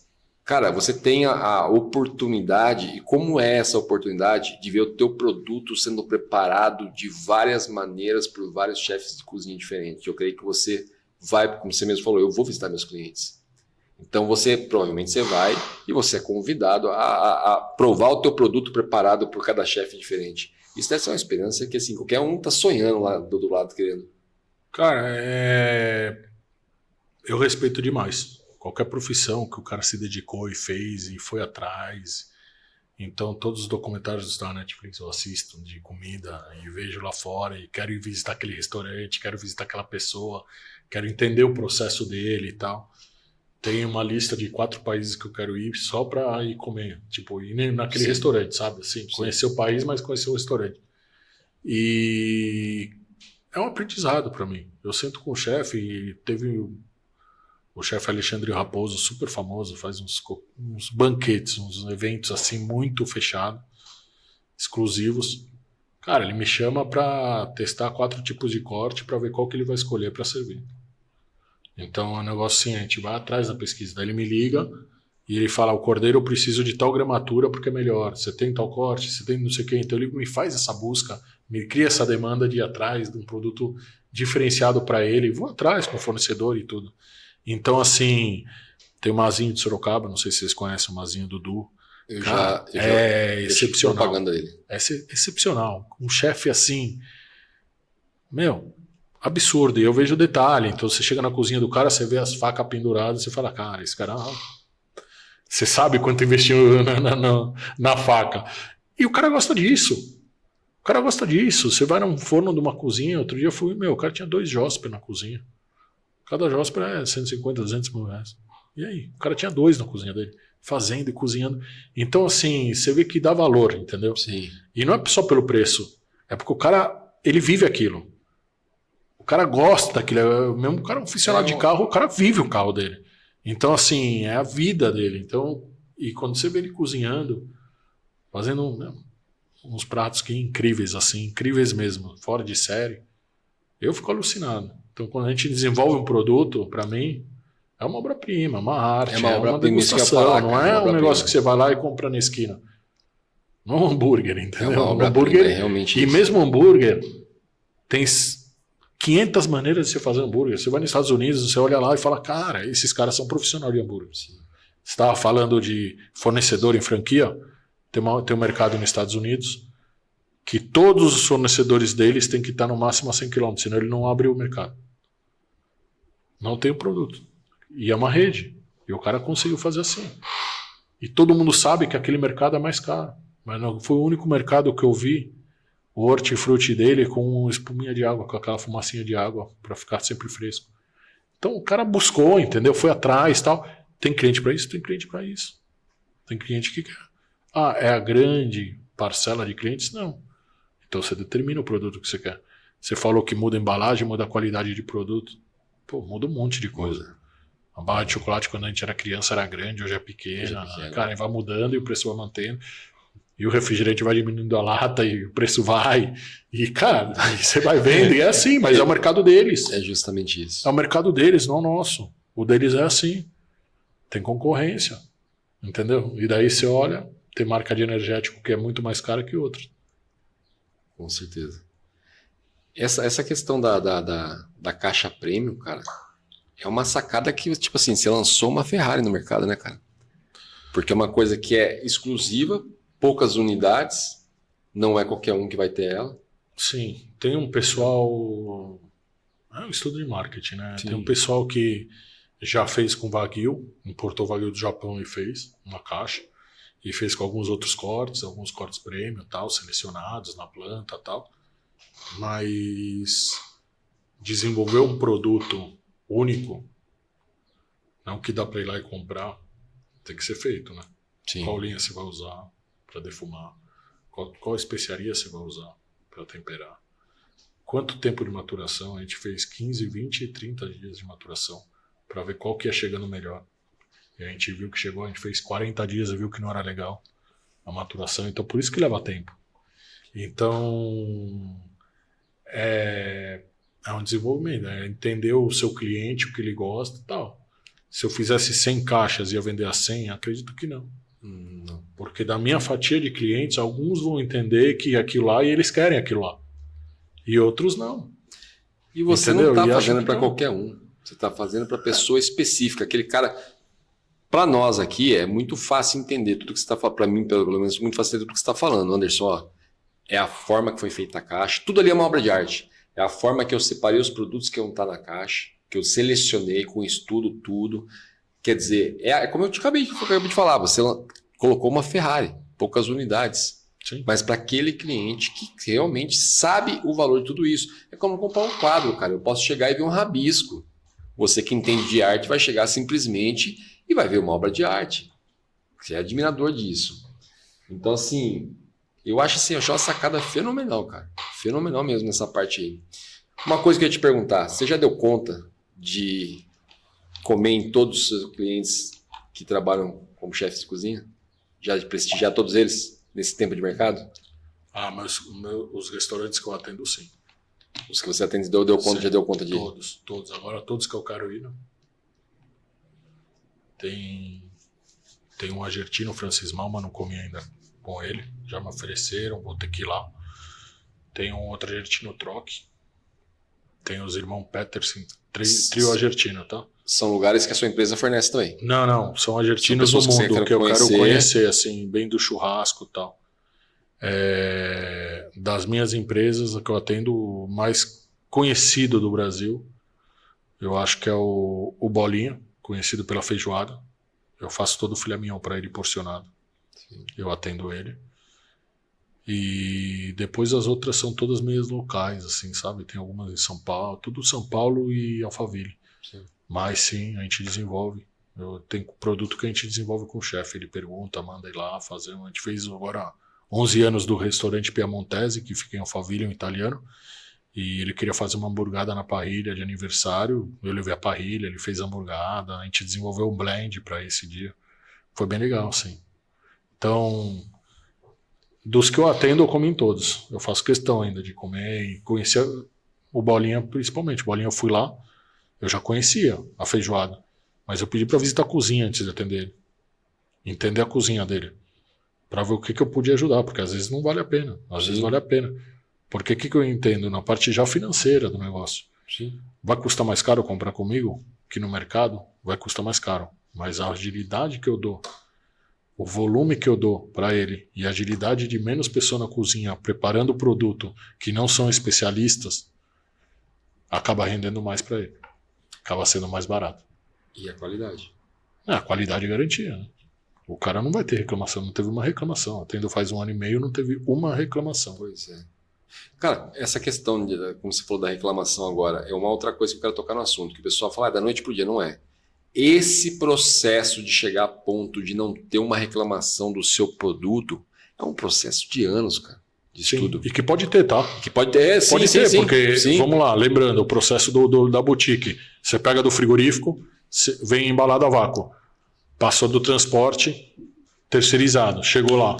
Se o cara desligou o frio lá, se abriu a caixa e tá ruim, é a vácuo, a carne. Picanha eu não abro o vácuo. Vem o vácuo, separa, mas tem a seleção do CISP, do CIF de cada um. Então, às vezes pode acontecer, o cara chegar em casa, abrir e falar, pô, tá ruim, mas normalmente a gente pega antes de chegar.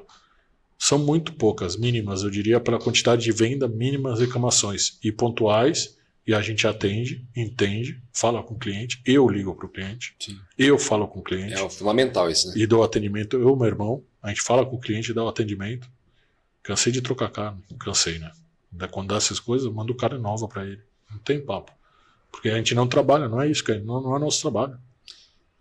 Cara, e tudo isso exige tempo. E tempo, ao contrário do que o pessoal acha, que na verdade o que mais vale é o dinheiro, não é? Que você ganha 10 mil hoje, gasta, amanhã você ganha 10 mil de novo, costumo sempre falar isso.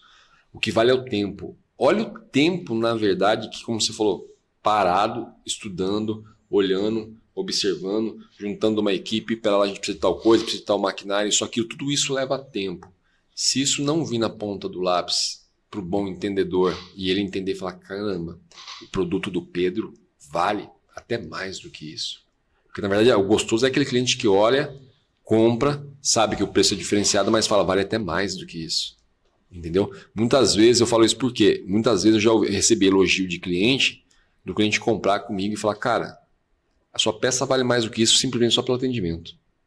E o pessoal esquece disso. A galera acha que é, não, quer, não quer, deixa aí. Não, cara.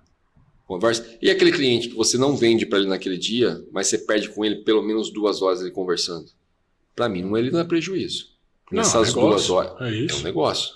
Nessas 2 horas você vai trazer o seu melhor para ele.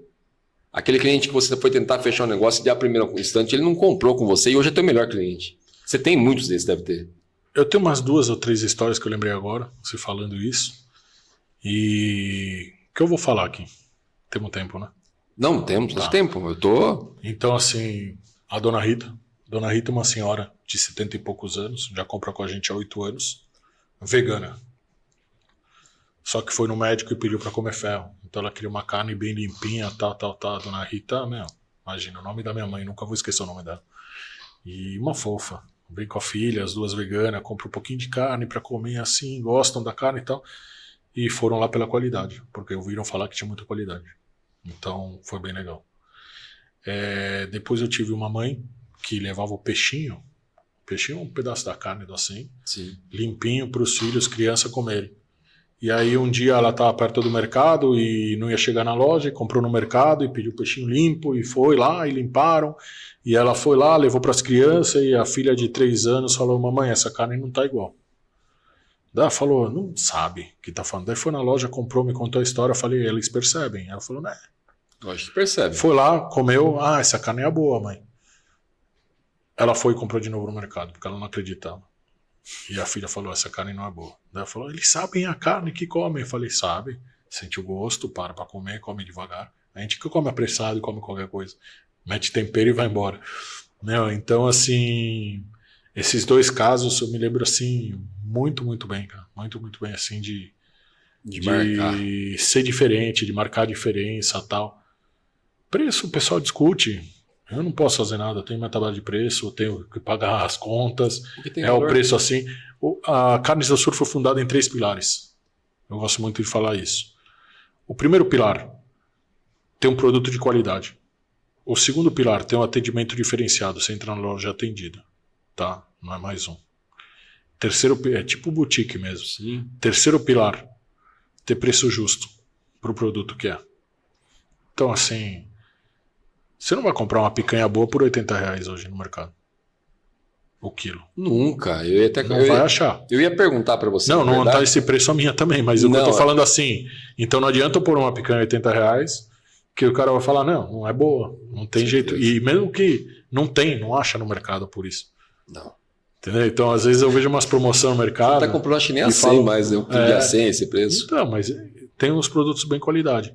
E onde eu vejo a mudança, o nosso dia a dia aumentou demais. A dona de casa que sabe a diferença de comer porque o marido fala bem da carne, porque não reclama e tal.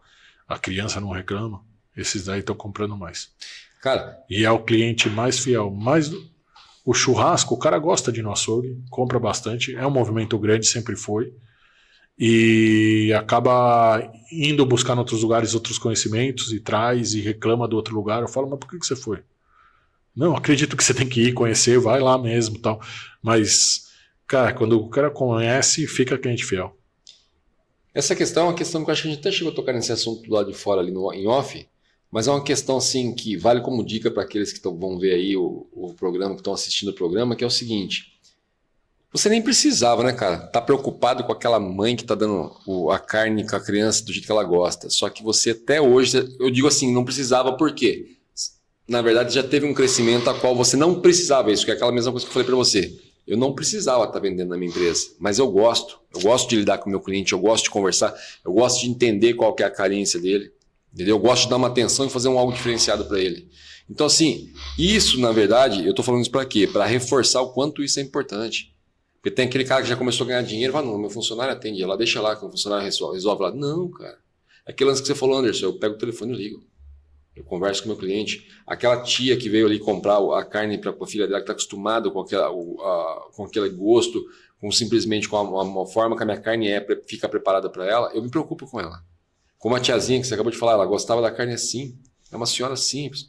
E essa parte o pessoal acha que não. Agora que eu estou ganhando, não preciso mais me preocupar com isso. Precisa, cara. Precisa. Você nunca pode esquecer de onde você começou. É o processo todo, cara. É o processo todo, né? E não é porque você chegou lá em cima, você não vai voltar lá atrás. Não tem jeito, tem que fazer. Tem que fazer. Você acha que o dono da van queria ficar dançando? Faz porque é necessário. Faz porque é o jeito que ele consegue falar com os colaboradores dele, cara. Até como treinamento de equipe. Sim. Faz isso. Então não tem isso hoje. O pessoal tá se mostrando mesmo, tá falando, tá fazendo, tá mostrando as dores, tá mostrando o que quer fazer, tá mostrando pro funcionário. Quando o cara é mega empresa, tá mostrando pro funcionário. Não existe mais o chefão lá em cima, o chefão tá viajando e a empresa não tá funcionando. Legal, funciona beleza. Tem um monte de herdeiro assim, trabalhando. Não tá errado também. Tem processo, mas assim, cara, você cria a empresa do zero e crescendo e fazendo, você é o exemplo pra turma. Você tem uma responsabilidade. Você tem 10 funcionários, você tem 200, 500, 1000, você tem uma responsabilidade. E não é só no dia do pagamento, não. É todo dia. É todo dia responsabilidade, é todo dia cobrar, é todo dia saber o que você vai cobrar, é todo dia mostrar, agradecer. Pô, legal, fez isso. Cara, o cara foi me entregar carne. A loja tava fechada, tava chegando a chave. Eu cheguei, meu irmão tava chegando com a chave. E o cara desesperado. Você sabe como é que é os entregadores, né? Entrega 10 entregas, eu acho um absurdo. Chega no mercado, é 3 horas parado. Não existe. Como ninguém vê isso? É desumano, cara. Sim. E aí eu comecei entregando carne. Eu sei como é que funciona. Entendeu? Eu trabalhava na empresa do meu pai, eu comecei a distribuir carne porque eu queria trabalhar mais, queria ganhar mais. Daí comecei a distribuir carne, ganhava o dobro que estava trabalhando na empresa. Daí falei, vou abrir um açougue. Daí falou, tá bom, então abre com seus irmãos, eu te ajudo. Tá bom, ajudou e começou assim a história da Carnes do Açougue. Então eu sei o que é o problema, eu sei quanto demora um entregador chegar, a mulher descer do apartamento, fazer, a mulher que quer que suba o produto. Então assim, você vê isso e fala, meu, peguei do entregador, desci as caixas, tava chegando a chave, falei, meu, desce aqui, tá, o entregador que entrega sempre. E tinha 2 funcionários meus que olharam, se mexeram. Não passaram no ponto. Meu. Aí a conversa foi longa. Isso. Faz parte do empreendedor. Né? Você mostra com exemplo. Tem que fazer. Então, é tudo beleza? Não. É tudo magnífico? Não. Mas tem que fazer. Você tem que ensinar. Não é dar uma bronca. Pô, vocês não fizeram, você quer. Não é isso, cara. Eu ia entrar nesse assunto, nessa questão que você falou, essa falha que eu vejo muito, sobre os funcionários. E muitas empresas estão quebrando hoje em dia e não sabe por quê, e na verdade muitas vezes é o funcionário. Mas eu não vou entrar nem nesse quesito, eu vou falar um quesito mais importante. A gente teve aqui uma aula de empreendedorismo com você aqui, uma aula de excelência, de como é importante a excelência, como é importante você estar atento ao seu negócio, estudar o seu negócio. Só que agora... eu quero, na verdade, que você dê a cereja do bolo, que é o quê? A importância de seguir princípios para o seu negócio, o teu sucesso. O pessoal acha, não, o Pedro é muito inteligente, o Pedro foi buscar isso, aquilo, tá. Mas o Pedro, sim, seguiu princípios à risca ali, princípios que estão no manual milenar de sabedoria. Eu queria que você falasse para o pessoal, deixasse essa dica dessa importância que o pessoal às vezes se esquece, e é a cereja do bolo. Se errar, mude rápido. Se o que você acredita mesmo, você está acreditando no que você quer fazer, você vai pesquisar, vai estudar, vai se munir de conhecimento, vai até o fim, cara. Porque sempre vai ter um derrubando, sempre vai ter alguma coisa te levando para outro lugar, vai ter o erro, mas conserte. Faça as coisas acontecerem. Seja a pessoa que você é, acredite em você e trabalhe muito, cara. Trabalho muito. Outro dia eu estava num podcast, o cara perguntou, você abre todo dia, né? Não sei o quê. Tipo, literalmente. Não, literalmente não. Todo dia. Todo dia eu tô com a chave abrindo. Todo dia. Então, assim, seja um exemplo para as pessoas. O que você quer que as pessoas vejam em você, seja essa pessoa. Mostre a realidade. Não finja. Porque não adianta fingir. Você tem que estar sempre naquele caminho, acreditar no que você acredita e vai. Vai que vai chegar. Demora. Para mim demorou bastante. E vai demorar mais, e vai demorar mais. E vai se abrindo portas novas, e o caminho vai te mostrando. E às vezes você faz, investe no negócio e não vai. Volta atrás, recua, vai para frente. É assim, não é uma linha reta. Então, você tem que ir nos caminhos que... errei aqui, volta aqui no caminho que está te levando bem. E aí vai. A gente estava falando em empresas, eu estava pensando aqui, quando a gente falava de empresas. Cara, a Pirelli é uma empresa... Desculpa falar em marcas, pode? Pode, lógico, tá bom. Vamos lá. Então, assim, ela vende pneu, né? Sim. Ela não perdeu a linha. Mas ela tem lojas com outro nome, que é loja delas. E tá vendendo o amortecedor, que você falou, o freio, não sei o quê, a manutenção rápida. Sim. Diversificou. Foi uma aposta deles, para eles conseguirem ganhar o quê? A margem de pneu. Entendeu? A Porto Seguro. A Porto Seguro era uma empresa de seguro que hoje abriu os seus auto center espalhados pelo Brasil inteiro. E aí, tem seguro de cachorro, tem seguro de família, tem não sei o quê, e aluga carro. Pra turma ainda. Então, assim, é a diversificação. Você tem que diversificar. Mas às vezes você abre um, não funciona, tira, vai pro outro. E acontece, tá? É justamente a questão daquele negócio, né? Nunca pode parar. Eu acho que assim, o negócio é igual à vida. O dia que você achar que você está perfeito, meu irmão, você pode ficar preocupado que você vai partir dessa para melhor, então. Jesus olhar para você, tá perfeito, tá? Então traz isso para cima aqui, já está perfeito, já alcançou a perfeição. E a mesma coisa o empreendimento. Você sempre vai trabalhar em busca de ser melhor todos os dias. Mas eu acredito muito mais que isso. É tudo igual à vida. não é diferente. Quando você tem um filho, fica 9 meses na barriga, nasce, daí ele começa a chorar, daí você dá de mamar. Os primeiros meses é grudado na mãe, porque é a mãe que faz dormir, que dá de leite. Isso também ajuda, mas é grudado. E aí ele vai crescendo e vai te dando os problemas diferentes. Você vai aprendendo como lidar. É a mesma coisa uma empresa. Sim. Você começa a criar, entende, cria, faz, monta, vai para frente e tal. Se você largar esse processo, vai acabar. Se você largar um processo no meio, acaba. Então, você põe a vida assim, você num relacionamento assim. Sim. Se você largar seu relacionamento no meio, acaba.